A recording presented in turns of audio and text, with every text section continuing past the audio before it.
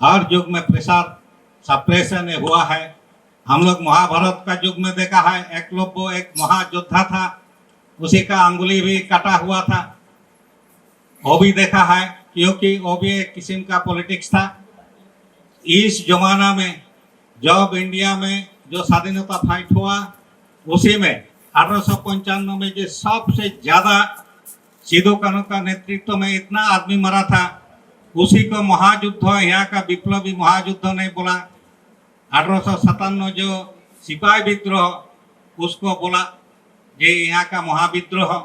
तो हम लोग तो ये महाविद्रोह नहीं मानता है। 1895 में हजार हजार आदमी मरा, ब्रिटिश ने मारा है, तो उनको महाविद्रोह नहीं बोल के जो 1897 सिपाही लोग बोला हम लोग ये बंदूक नहीं छोड़ेगा, इसमें क्या क्या वो गोरु मोस का क्या चोट भी लगाता है, वो इसलिए प्रतिवाद किया था, इसको महाविद्रोह बोला गया।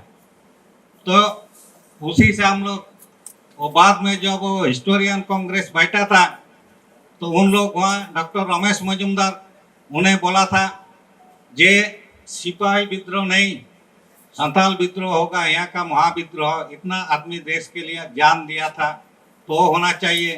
तो उनको बात नहीं माना, तो कांग्रेस से उन्हें रिजाइन दे दिया था।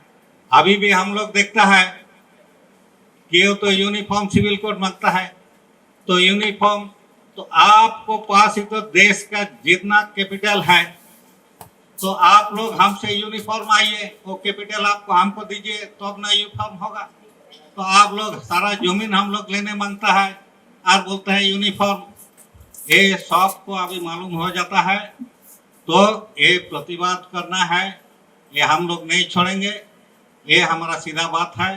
तो इस मंच से हम लोग क्या कार्यक्रम लेगा, बात सीधा है, उसी प्रकार से हम लोग आंदोलन जारी रहेगा, ये हमारा बात है। आप सभी को धन्यवाद, नमस्ते, जोहार। तो हमारे बंगाल से माझी परगना महाल के आए हैं, उन सुखचंद हेम्ब्रम जी को बहुत बहुत धन्यवाद।